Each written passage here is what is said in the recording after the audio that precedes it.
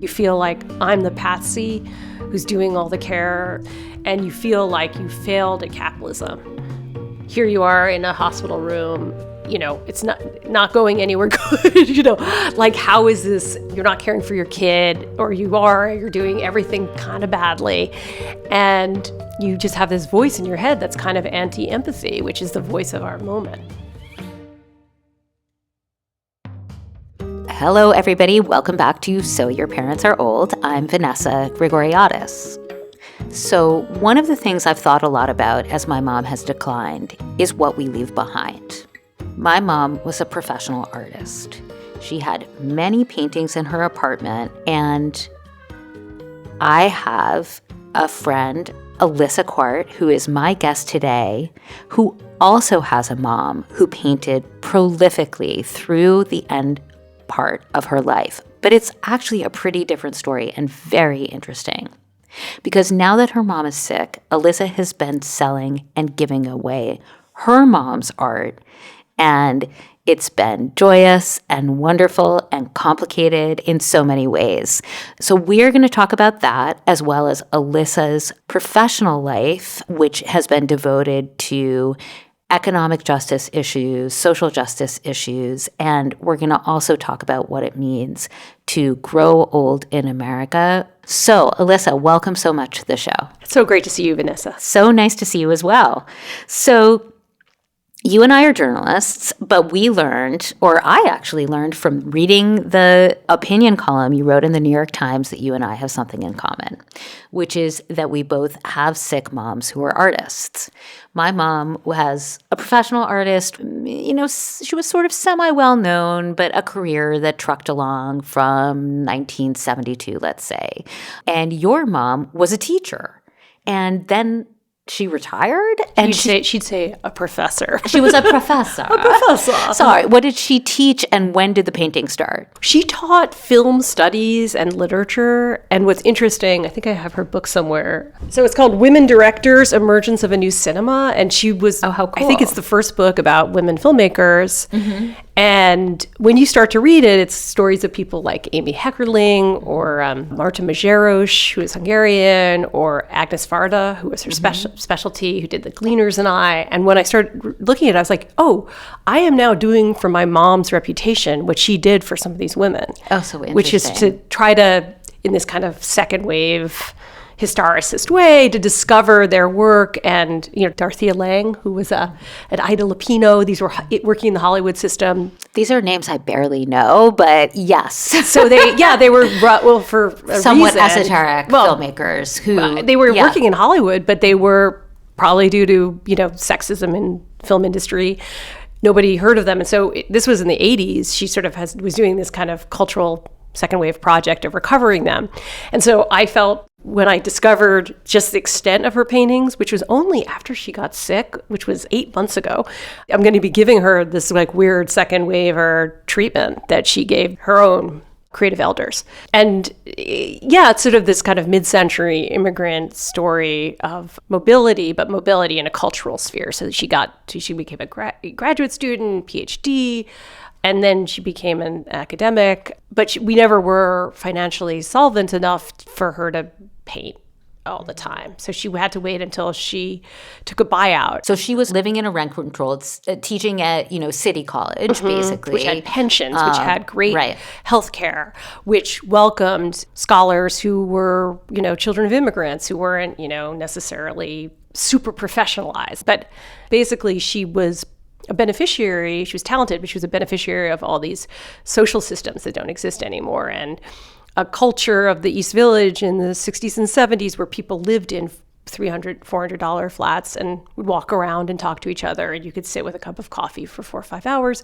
That's how she became herself. So she's painting. Explain what the paintings look like. It's so funny. I can hear her saying, as I'm speaking, that's not right. No, because she's a very, very specific person. So Mom, if you're listening, I'm going to be probably not quite getting this right, but here you go. A lot of landscapes. I came up with a term with her, psychedelic nature paintings. Oh, good. That sort of both get at the incredible beauty of the natural world, but also its evanescence in the time of climate change. And also the experience, the emotional experience of the viewer looking at a landscape, which is not the same as what you're actually seeing.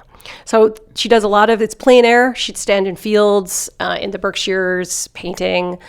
She'd paint cows, she'd paint lakes, ponds, often the same things over and over again. She also painted a lot of women, from models to her granddaughter to me. And some of them are pretty cool. Some of them are a little ominous. Mm-hmm. And one of the things you have written is that you actually weren't that interested in her art as she was making it through it's like 3 decades or something after she retired. And I thought that was so fascinating because I actually wasn't even interested in my mom's art that much. It's sort of like, okay, this is the thing you do. Like, how interested are you in your parents' work generally? You're generally just not that interested, right? Initially, when I heard she got sick, I was like, we have got to republish your work. We've got to go to, your original publisher, Prager. I'll put an introduction on it. Like, I had all other ideas for how to honor her. And wait, what happened? Did you try to do that and it was too complicated? She didn't seem to really want to do it. I was like, okay, all right. Like, I was like, do you want me to do this? She's like, no. And then I was like, I'm going to often do this accent, which she'll kill me for. But no. Yeah.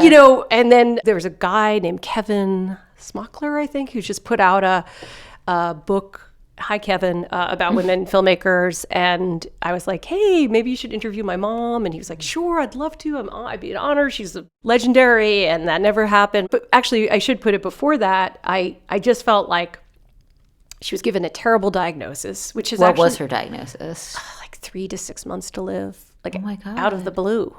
For cancer. Mm-hmm. Okay. And I was like, I can't. Like, this is somebody who is incredibly intelligent person and has a really strong subjectivity, and just this idea of this subjectivity being vanquished and like not expressing itself at the end seemed like kind of a horrifying, even if it wasn't my mother, Subjectivity meaning her like, inner life, her erudition, her like vision of the world. I thought it was like a kind of cruel fate to not have any expression of it. So I think that I was really invested in getting it out there. So we started, my husband and I, and my daughter too, who is really, like, her room is a tip, but I'd love to show you it's covered in her grandmother's paintings. How cool. It's really cool. Mm-hmm. So she got really into it, and we went and went through all of them, and her brother, who she's close to, and his kids, and my cousins, who are wonderful, they also went through the paintings and started to number them, but it was still not going to be enough. I've like hired people now. Like, I hired somebody who had the whole part-time job sorting through her work. And is she involved? No. She doesn't want to be? Or she's like 90. She hasn't been in the best health, Right. I think she might be now. I'm hoping. Her cancer is now in remission. It's not in remission because I don't know how detailed I want to be about her medical history, but she got a really good treatment at Sloan Kettering, and we were hopeful. Okay, great. Excellent. So, but this is the thing you're doing. So you're organizing it, but you don't really know, are they signed on the back with the date? Yeah, they're signed on the front, and most of them are dated. Okay, excellent. So we started sorting through it, and then she loves tag sale. Mm-hmm. She has an immense amount of stuff. Like, I don't know. Again, like, she'll be like really weird if I start enumerating the bolts of 60s fabric that were in her closet, which of course my friends who are designers were like, you threw that out? I was like, oh, what am I going to do with this? It's like black velvet with like orange birds. I was like, this is just, too much. Yeah. So we went through that, and then we had a tag sale, which she loved, was obsessed with. And people started coming, and they were really like ordinary people in the neighborhood who didn't own any art, and we priced it really low, and they bought it. Yeah. And I posted it, and I was like super happy. She was happy that people bought it, but not that many. And somebody in my building said, you should have one in your building. And I happen to live in a very populous building in Brooklyn. So I had a sale here, and then we sold, 10 or 12 more. But it was also really nice. We had a party, and all the neighbors came, and we all talked about her. Again, I thought she was going to pass away soon, and I wanted to have a way to share her memory with people. Then I wrote this piece. And so after that, you got a million emails after this article comes out in the New York Times. People are just like she's an icon. Oh my God, you sold a lot after that. Should I, you know what I mean? I should probably send you some of the emails, because you could even read some of them. That's amazing. I was assuming people reached out to you just to say this is such a cool, interesting thing. But I didn't think they were going to be like, yeah, send me a painting. Oh, yeah. And some of them wanted free paintings. I was like, I don't think I could pay for shipping for sort of a random person. And the commenters were all like, I want to buy it. It was also like, it's kind of like it had become Etsy. So tell me why it's so important to you that her art is being rehomed. Like, why not just say, all right, she made these, people weren't that interested in them, I'm going to put them in the storage, and that's as far as I can go. I need to focus on my career, my kids, my mom. Why have you taken this project? It's a really good question that's probably better answered by my therapist. I mean, a lot of my friends are like, why are you doing this? And I was like, I don't really know. Like, I had this need. I mean, part of it goes back to my job. Like, for 12 years, Barbara and I created this organization to help writers, photographers, filmmakers, 40% of whom are themselves low income or working class, place their work in mainstream publications to co-publish. And so I have been agenting people for many years. Agenting often impossible, you'd think impossible pieces by people who are outsiders in American culture, and trying to get them into places like, Cosmopolitan or Teen Vogue. Give us a couple examples of what you're talking about, like people who are teen moms or people who so people who've been unhoused, people who worked in grocery stores during the pandemic, somebody who did a retail job where his wages were garnished, somebody who's a dishwasher who writes poetry, documentary poetry, people who've been evicted. And so these are like really lived stories, or just simply people who grew up working class. So these are just not the people you're necessarily seeing. Like, my joke is like, enough David Brooks writing about working class people. Like, let's really change that equation. So more deeply inclusive, people who've been marginalized. And those include, by the way, older writers. And older artists of all stripes. Right. And I mean, the truth is that the cliche of starving artist is actually true. Like, the number of artists who, like the guy who makes the balloon dogs, Jeff Koons or Damien Hirst, or the people that get huge, I mean, that is almost a lottery ticket. Generally, people are toiling in relative obscurity with generally a different job. So how has your mom reacted to this whole rehoming project? So she was, I think at some point she's been like, just stop. But for a while she was like thrilled and overwhelmed. I mean, she couldn't believe that this got in the New York Times, because just to get the listeners a sense, it was in like 3 giant photos. And there was a really wonderful photographer who was sent there, who I worked closely with when she was putting it together, the photo part of it. And my mom was like, oh my God, it wasn't just the piece, it was that her photos were in the New York Times. Her artwork. I mean, your mom's like a real professional artist. My mom had barely shown. She'd only shown in like Masonic temples with other seniors who drew realist ducks or something. Like, it wasn't like, you know what I'm saying? Like, she was underexposed, like wildly underexposed. She hadn't surfaced. And so this was like this kind of, I think, shocking surfacing, which sometimes she can be self-conscious about. I'll be like, Mom, she'd be like, no, I don't want to be on stage.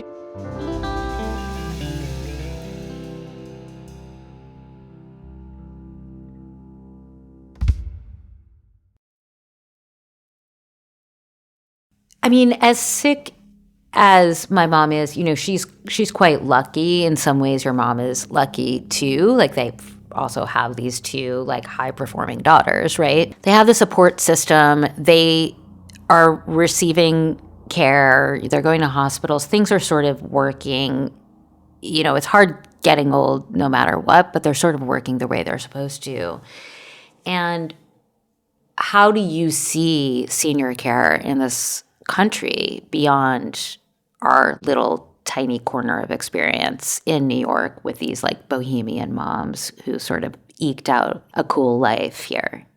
I mean, I have to say, even with that, it's been complex. I mean, I don't know about you, but there's incredibly long waits. It's hard to find a human being. Like, you're still sending notes through portals, hoping a doctor will answer. So just even that said, it's hard. And, there's always the threat of an ER. The ER, you would just get stuck there for 24 hours. 24 hours, no matter how old you are. But, I just was looking at this report. It was an AARP report. The number of family caregivers has jumped to 63 million Americans, which is a 45% increase 20 million more caregivers in the past decade. And when I saw that number, and the caregivers under age 50, 47% are caring for both a parent and a child. I know that 47% of Americans live paycheck to paycheck. So on that number, a lot of people are struggling, and especially now that Obamacare is under threat, the cost of it's going to be on the rise. Medicaid is under threat. Childcare has increased something like, fivefold the cost of childcare. So I just was thinking about that, and I was thinking, yeah, as hard as this is, we are lucky. And, I call this the dystopian social safety net. And what I mean by that is these are the systems we have, many of which are private, like you paying nurses. Like my mother now is paying a nurse to take her to some appointments because I was sort of overwhelmed by the amount. She had daily appointments. And that's because she's middle class. Yeah. But it means that she's not necessarily getting gold-plated nursing. But I was thinking, well, without that, who would have brought her to the appointment when I had to do a presentation? So even like a lived reality like that starts to clarify the forms of luck that we have. Yeah. So, you've talked about Barbara Ehrenreich and the Economic Hardship Reporting Project, and it's basically a nonprofit that supports getting these stories into the media. Like you're trying to seed, basically, stories about people who are working class, various kinds of economic hardship. You've done quite a bit of work on the elderly. What do you see as the central problems and how we can sort this all out? Yeah, so one of the things is the lack of community, and that's something I've heard across the class spectrum, just how lonely Totally this process isolating. is. Yeah. And, I've been looking for caregivers groups and also patients groups for my mom, like therapy group, not therapy like psychotherapy, but just where people can have conversations that aren't just organized by the hospital. So I think one thing has to happen is a more honest and open conversation of maybe it's going to be cross-class, where we have people having the kind of conversation we're having today about what it takes and the satisfactions, but also the indignities and frustrations of being a caregiver, and sharing that with the people we love. And if we can get them to help us come meet us at appointments to give us support, and do it vice versa for our friends when they're caring for their parents. I think that's important. And that's just that's not a policy. That's just like a lived reality kind of thing. In terms of policy, I've had paid family leave through my job, which it's not the same level as my salary, but it's the thing that's let me care for my mother in the last month as intensely as I have, month and a half, and a flexible labor-first workplace. So this is something that we have to think about too. Employers need to recognize that this is like maternity leave, which, by the way, is minimal, but that as we have an older and older population, this is going to come up more and more for employees. Of course, many jobs now are gig work or hourly, so they're not necessarily going to be getting the same kind of paid leave or having those same conversations as white-collar jobs. So paid leave in New York is 12 weeks that can be taken non-consecutively. Exactly. To care for, I think it has to be a terminal diagnosis, yes, right, for a family member. And there's other states that have similar things or are contemplating it, but you can see employers tolerating that for a certain amount of time, but they're not going to really tolerate year after year, okay, this is I'm long-term care for my mother and I'm going to be gone 12 weeks out of the year, right? So it does feel to me like it's more crisis leave in a way, even though legally it could be taken quite extensively. So what are some of these issues that you have covered, that you've helped? Okay, so here's a few recent ones that we've had. One is on the underground economy of unpaid care in families. There was a piece that was very important and I think was impactful with the Biden administration, which is hearing aids are difficult to get. And this was by Bobby Dempsey, who was trying to get hearing aids that were unaffordable for her mother during COVID, her mother couldn't literally not hear, and she was immune compromised. It's just like a nightmare. And that actually wound up influencing policy. I think they've now made some hearing aids affordable.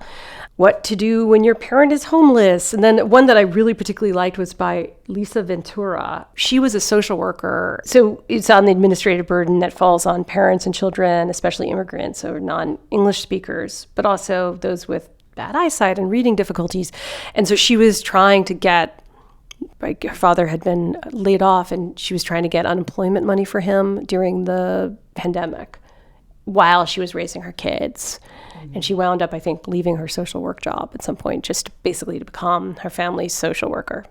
Yeah, I mean, that's the thing is that these kinds of cuts and red tape, it's just going to make it harder for people to live this third shift life, as people have heard me discuss this idea of, you have your job and you have your kids, and then the elder care is a third shift, or you've called it the triple-decker sandwich.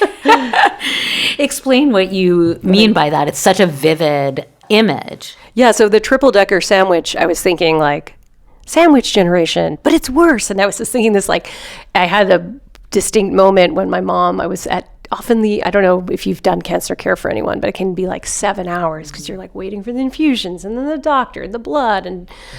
And my daughter kept texting, are you going to come to my JV volleyball game? And like the 8th text, I was like, no. And then to distract myself for letting her down, I like looked at the news. And so the triple-decker sandwich now to me is like this new layer of economic and political crisis that's constantly thrumming through all these things. So like in the past, I'd look to the news for at least some kind of escapism from the woes of caregiving. And now I was like, I cannot. There's like, this is way worse. And often a lot of it involves threatening elders, like you're defunding research on Alzheimer's, you're defunding research on pain relief that may eventually actually affect my mother. So I was like, I cannot even. And everyone I spoke to, because I interviewed about 10 different people, and they all described this. This is an anti-compassion time. It's an anti-empathy time. And you're like, you feel like caring in all times feels like a loser's game. Like you feel like I'm the patsy who's doing all the care, and you feel like you failed at capitalism. You failed at, all the standards of success, which are external.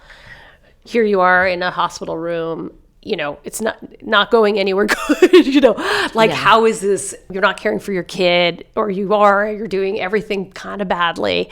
And you just have this voice in your head that's kind of anti-empathy, which is the voice of our moment. Like, this is the only thing that's being valued is this external success. And you're spending your time, and you can feel good about it, but then there's all kinds of complexity about that. Have you done well enough? Is the parent happy?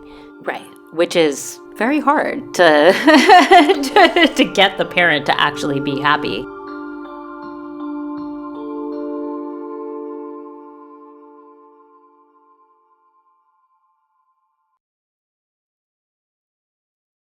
I just worry about the total coarsening of how we think about the most vulnerable, and not just the actuality of it, but that, yes, then you do anything to avoid being old, being close to people who are old, caring for people who are disabled, because you don't want to, the healthy person, able-bodied, doesn't want to be identified with that. Because at this point, they're all going to be stigmatized and on a heap somewhere. And I do think that we have to fight against that narrative as well. In my book, Bootstrapped, I wrote about the myth of the deserving rich and the undeserving poor, that people who are wealthy have done something right. There's something elect about them. There's something naturally good about them. Whereas people who are struggling or falling through the social safety net, there's something inherently bad about them. It's kind of a moral argument rather than just like people who are poor just have a lack of money. And I think we can make the same argument about health and age. Like, there's something wrong with you. You're old. Mm-hmm. as opposed to this is a natural process and there's something wrong with you, you're sick, rather than, and if you're healthy, there's something inherently good about you. And I feel like that social psychology, it comes from, there's a theory called the just world theory, where Melvin Lerner found that people who watch somebody suffer, in that 1960s way through a glass and the social experiment, that they believed that the person who was being shocked, remember those kind of shocked experiments, did something wrong, even when they were told they hadn't. And that people tend to believe in a just world, that if somebody is ill, there must have been a reason. Mm-hmm.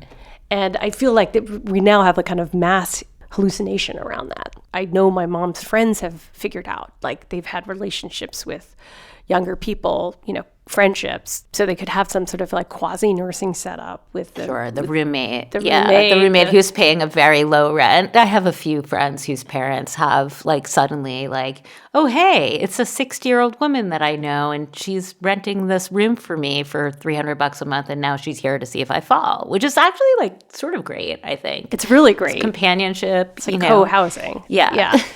And I know a lot of people who've done that. And this is all the dystopian social safety net. This is stuff that we shouldn't have to do, that we should have structures in place to care for people in their old age that are not entirely thrown back on you and me and everybody else's kids. I mean, and then some of it is things like support for caregiving expenses, but also I think more, for me at least, I don't know about you, a lot of it was knowing how to get the support, which is a whole other thing. Like it's a crash course for each person when their parents hit old age. You're like, wait, the nursing is this, and the insurance is that, and wills and probate. It's like a total maze. Yeah, and then like, how do I get healthcare for one thing, and then you have to do this health proxy first, and and I almost wonder if there could be almost kind of, I don't know, classes or some kind of, group education for middle-aged people. There definitely should be. There has to be some like home ec, Yeah. Basically, I wish somebody had explained all this to me.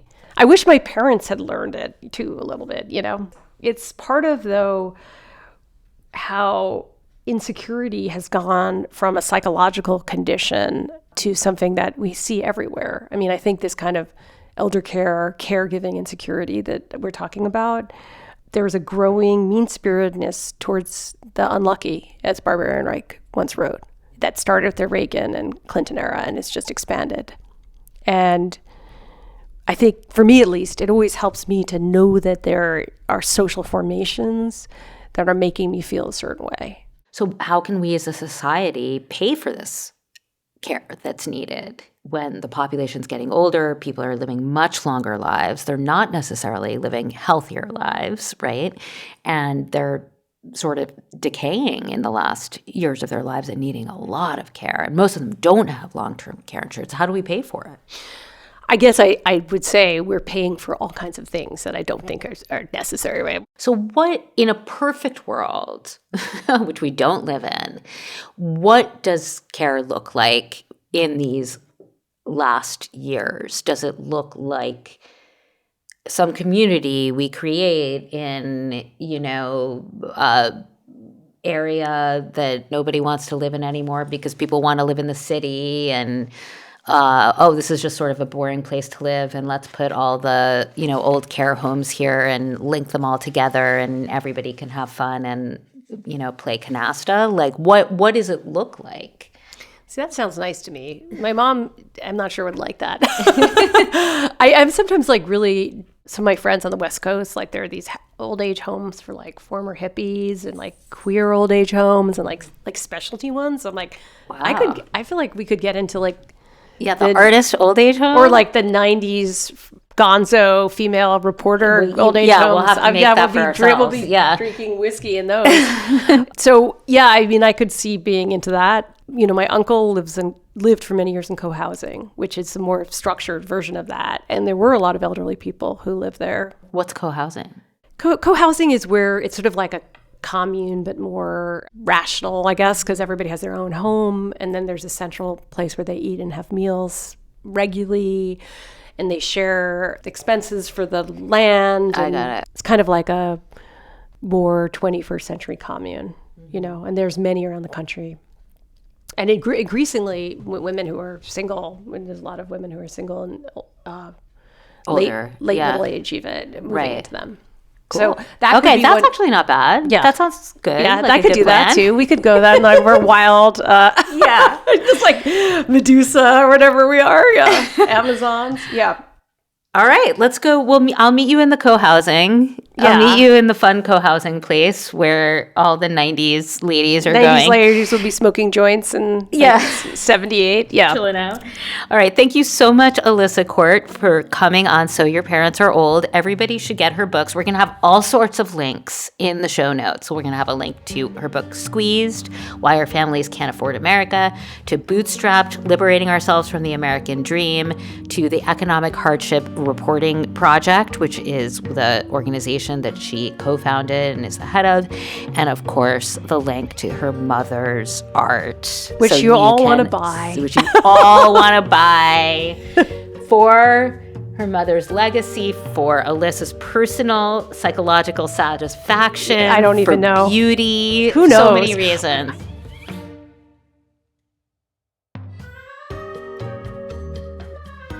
If you're a professional reporter with an elder care story you think should be told, you can learn more by visiting the Economic Hardship Reporting Project on social media. Check out the link in the show notes to find out how to get in touch and pitch your story. Thanks everybody for listening to So Your Parents Are Old from Campside Media. If you like the show, please tell your siblings and your friends who are going through this too. And please hit the subscribe or the follow button in your podcast app. In Apple Podcasts, that's up at the top right of the podcast player. We will have an episode out every week, and if you want even more from us, including behind-the-scenes access and episode updates, head over to joinparents.com.